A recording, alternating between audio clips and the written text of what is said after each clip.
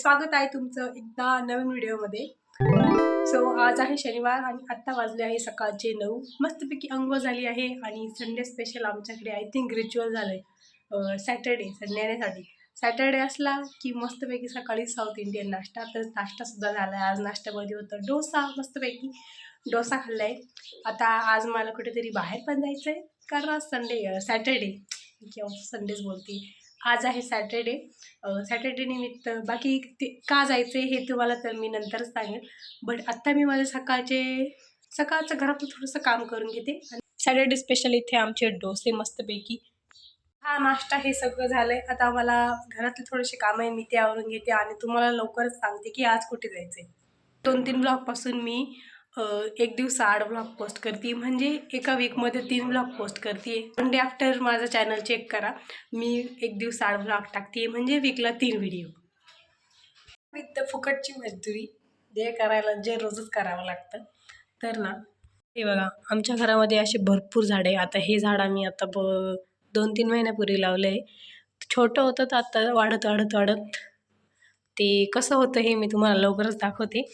But हे असे प्रत्येक झाडामध्ये हे असे दगड ठेवलेले, आता या बाजूने इकडून ठेवायचे राहिलेले, बट असे पूर्ण झाडांमध्ये ना दगड ठेवलेले, याच्यात बी ठेवलेले, याच्यात पण ठेवलेले, याच्यात सुद्धा ठेवले, बल्कि हे तर नकली झाडे तरी त्याच्यामध्ये सुद्धा ठेवले। जण असे की आमची डॉली इतकी हुशार आहे की हे झाडं जे खाली झाडं ठेवलेले राहतात त्यांच्यामधली ती ओली माती राहते ती खाऊन घेते आणि खालची सगळी फरची खराब करून ठेवती। इथून सकाळी तिने इथून माती घेतली आणि हे इथं खाऊन घेतली आणि त्या मातीचे असे डाग पडले। आमच्या घरातल्या प्रत्येक झाडामध्ये आम्ही असे दगड ठेवले की ते दगडांमुळे तरी ती माती खाऊ नये। इतका चोरटेपणा करते ना, म्हणजे डायरेक्ट चोरच आहे आमच्या घरातलं।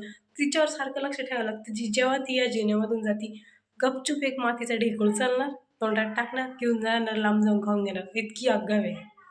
जर तिला कधी आपल्या हाताने जर माती खायला दिली ना तर कधीच खाणार नाही, असं दाखवते की मी मातीच खात नाही, बट आपण दिली की मग नाही खाणार, स्वतःच्या हाताने चोरून चोरून लपून लपून माती खाते। इतकी हुशार आहे।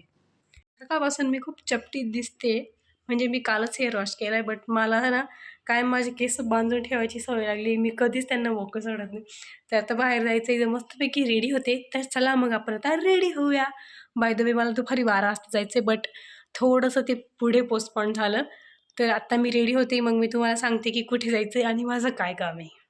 सांगू गाईज, जेव्हापासून मी माझा विजन बोर्ड बनवला आहे ना, आता तो माझ्या डोळ्यासमोरच आहे, बट मी जेव्हापासून विजन बोर्ड बनवला आहे ना तेव्हापासून म्हणजे नाही का आपण सारखी ती गोष्ट बघतो ना, तर मग आपल्याला वाटते की येस आपल्याला हे करायचं, आपण काहीतरी केलं पाहिजे, आपण आपला टाईम वेस्ट नको करायला।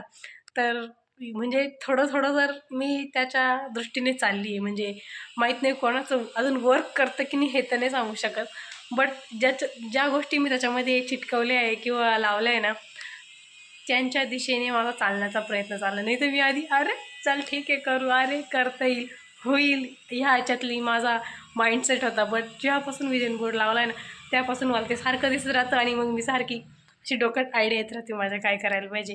तर अजूनसुद्धा टाईम आहे, तुम्हीसुद्धा तुमचा विजन बोर्ड बनवा। ॲज अ स्टुडंट असो, कॉलेज स्टुडंट असो, स्कूल स्टुडंट असो, काही पण असो, तुमचं काहीतरी येत असेल मोटिव्ह की हे करायचं ह्या वर्षात, तर तुम्हीसुद्धा विजन बोर्ड बनवा, मी असंच सांगेन। जास्त काही खर्च करायची गरज नाही राहत, मी तर किती 20 रुपये खर्च केले फक्त त्याच्या मागे, बाकी सगळं आपलं डोकं असतं। कोणी कोणाच्या विजन बोर्डवर काय लिहितं माहीत नाही, बट मी बघा काय लिहिलंय, आय कांट एक्सप्लेन इट। हे मराठीत लिहायचं होतं पण ते तेवढी जागा नव्हती, म्हणजे मला जर कोणी आल्यावर विचारलं, कोणी पाहुणे वगैरे कोणी आलं हे काय, तर मी त्याला ते दाखवेल। इथं काय लिहिलंय, आय कांट एक्सप्लेन इट, म्हणजे मी हे याला एक्सप्लेन नाही करू शकत की हे काय आहे, असं डायरेक्ट लिहून ठेवलं, म्हणजे कोणी येऊन माझं डोकंच नको खायला हे काय आहे, हे कसं आहे आणि कशाला आहे। तर आज मी हा ड्रेस घालणार आहे, ही वाली कुर्ती आणि ही jogger. Let's wear it. Now it's time to ready.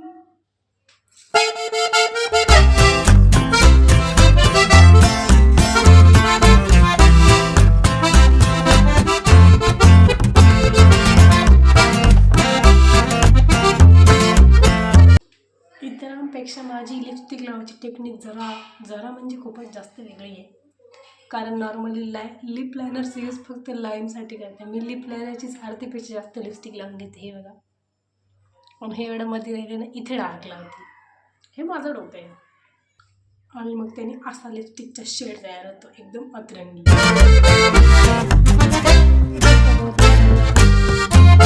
पण लायनर हे जर चुकलं ना, एवढं सगळं करून काहीच फायदा होत नाही. आणि माझं दर नेहमीप्रमाणे एक बाजूला जा एक बाजूला बारीक असंच होत राहतं.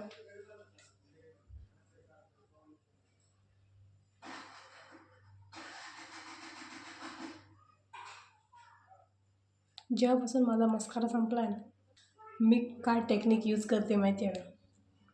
हा लायनरचा ब्रश घेते, हे असं याच्यामध्ये टाकून घ्यायचं आणि याच्यात हे असं वरती वरती वरती करायचं.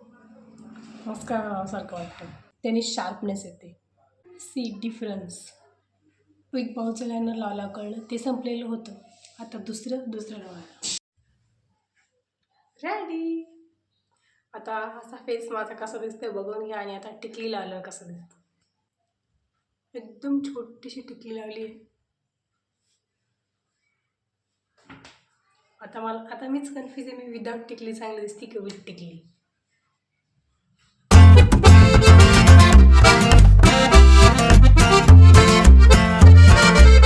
मस्तपैकी मी रेडी झाली आहे.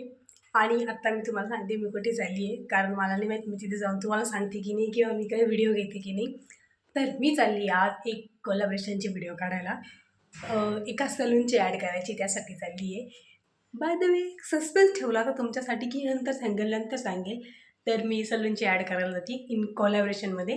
सो चला. आपण आपल्या आवडत्या गोष्टींमध्ये काम करत असतो ना, तेव्हा खूप चांगलं वाटतं. असं स्ट्रेस वगैरे काहीच वाटत नाही. इतकं भारी वाटतं ना, नवीन एक्सपिरियन्स घ्यायला भेटत आहे. आजसुद्धा मला एक नवीन एक्सपिरियन्स घ्यायला भेटणार आहे, तो मी तुमच्यासोबत नक्कीच शेअर करेल कसं काय. पण भारी वाटते.